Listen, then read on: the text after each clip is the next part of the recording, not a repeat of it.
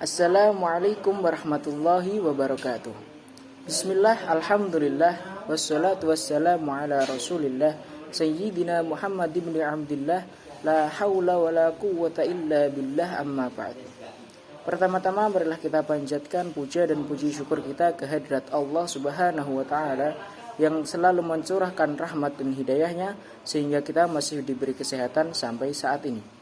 Kedua kalinya salawat serta salam selalu kita curahkan pada junjungan kita Nabi Agung Muhammad sallallahu alaihi wasallam biqaulina wa biqaulikum Allahumma shalli ala sayyidina Muhammad.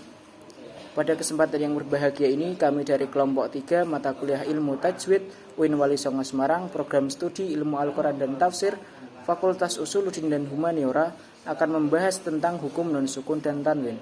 Sebelum memasuki pemaparan materi, perkenankan saya untuk memperkenalkan anggota dari kelompok 3. Yang pertama yakni saya sendiri, perkenalkan nama saya Hanif Jamaluddin Ahmad dengan NIM 210402604. Yang kedua yakni saudari Nikmatul Haniah dengan NIM 21040260344. Yang ketiga yakni saudari Hasna Aulia dengan NIM 21040260339.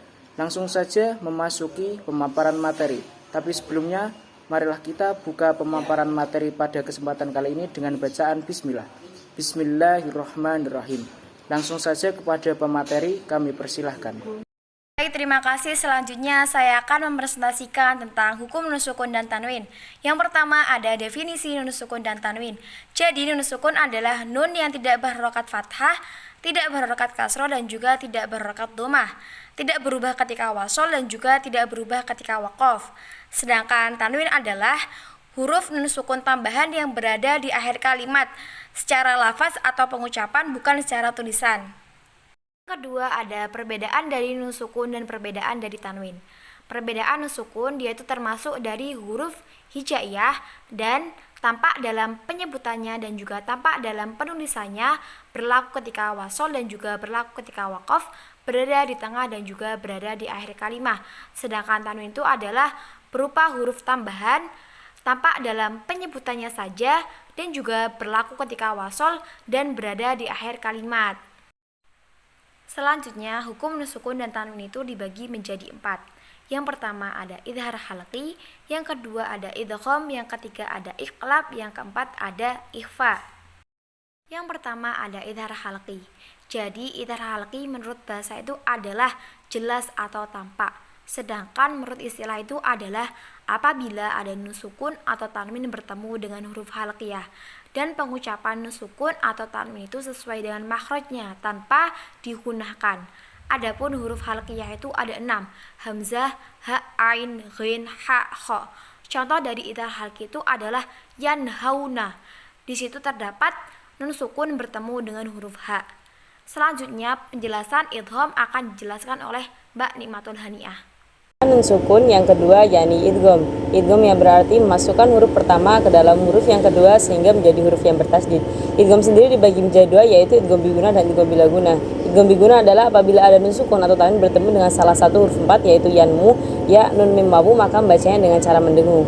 Salah satu contoh bacaan idgham biguna yaitu wa may yushaqillaha. Di situ terdapat bacaan nun sukun bertemu dengan ya. Selanjutnya idgham bilaguna. Idgham bilaguna yaitu apabila ada nun sukun atau tanwin bertemu dengan salah satu huruf 2 yaitu lam ro, maka membacanya dengan cara tidak mendengung. Salah satu contoh bacaan idgham bilaguna yaitu ar-ra'ahustaghna. Nah, di situ terdapat bacaan nun sukun bertemu dengan ro.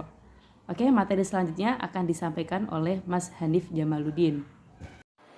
Langsung saja memasuki materi nun sukun dan tanwin yang selanjutnya yakni iqlab. Iqlab sendiri secara bahasa adalah memalingkan sesuatu dari arahnya. Sedangkan iqlab menurut istilah adalah menjadikan huruf di tempat huruf lain beserta memperhatikan guna. Huruf iqlab sendiri hanya ada satu yakni huruf ba. Adapun beberapa contoh dari bacaan iqlab dalam Al-Quran yakni pada kalimat mim ba'di yumbitu lakum dan kalimat sami'um basir. Hukum nun sukun dan tanwin selanjutnya adalah ikhfa. Ikhfa sendiri menurut bahasa adalah tutup. Sedangkan ikhfa menurut istilah adalah ungkapan untuk pengucapan huruf mati yang lepas dari tasdid, berada pada sifat antara idhar dan idgham serta tetapnya gunnah di huruf awal. yaitu nun sukun dan tanwin. Huruf ikhfa sendiri ada 15, yakni dal, zal, ro, sin, shin, shad, dot, to, do, ta, sa, jim, fa, qaf, dan kaf.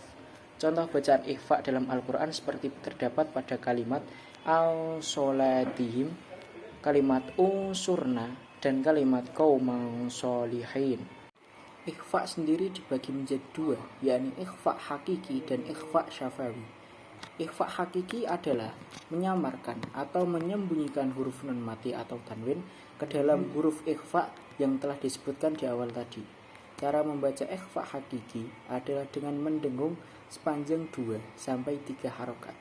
Contoh bacaan ikhfa hakiki dalam Al-Quran terdapat pada kalimat in kuntum dan kalimat biqalbin salim.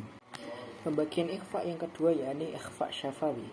Ikhfa syafawi adalah menyamarkan atau menyembunyikan huruf mim mati ke dalam huruf ikhfa syafawi yakni huruf ba.